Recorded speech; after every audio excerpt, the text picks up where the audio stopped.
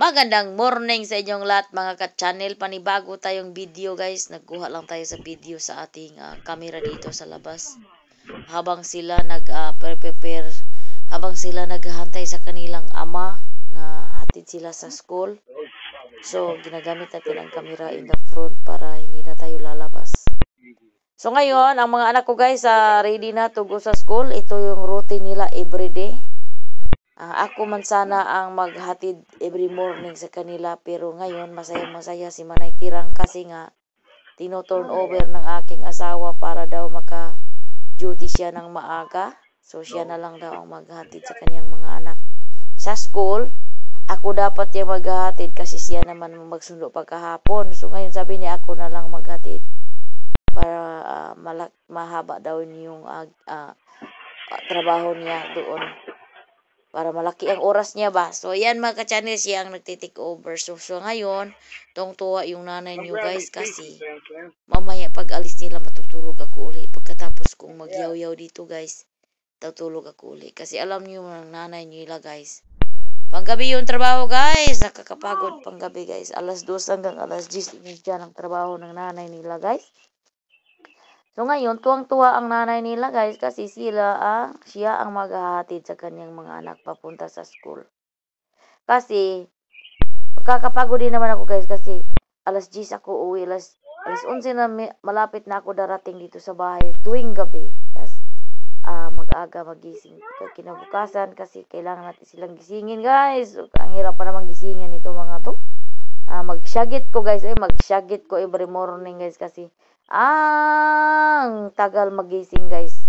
Then alam mo na tong mga batang ganito hindi morning thing. So wala sila magawa guys kasi ang pag-aaral talagang gising ka talaga ng maaga dito guys. Ang klase nila guys umpisa is 7:30 hanggang alas 2 ng hapon guys.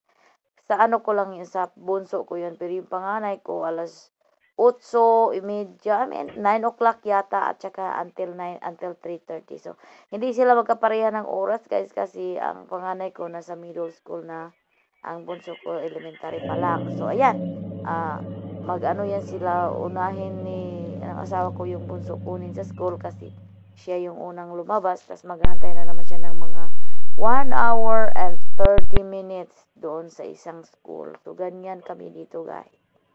So, hindi katulad sa Pilipinas guys na mag-uwian lang maglakad yung mga bata. Dito hindi pwede guys kasi alam mo na malayo-layo ang school, ilakad. So ayan, morning, afternoon, sinusundo namin yan sila guys. Puro lang kung sumasakay sila sa bus.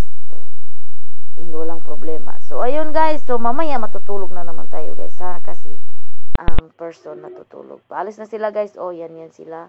Saka maya guys, darating yung yung basura ng truck. Kung nakita niyo yan dyan guys, basura ng truck yun guys. Thankful na guys, kinuha na yung basura namin kasi hindi kinuha nung isang Monday guys kasi nakalimutan ng bayaran ng asawa ko guys. Alam mo dito sa Amerika guys, pag hindi ka magtrabaho, maraming bills guys. Pag hindi ka magtrabaho dito, wala kang kakainin, wala kang electricity, walang magkuha sa basura mo, wala kang nuluto.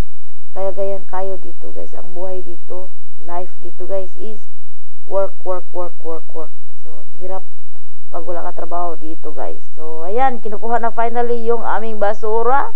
Kasi 4 na araw niyan dyan sa tabi ng kalsada kasi hindi kinukuha nila. Yun nga,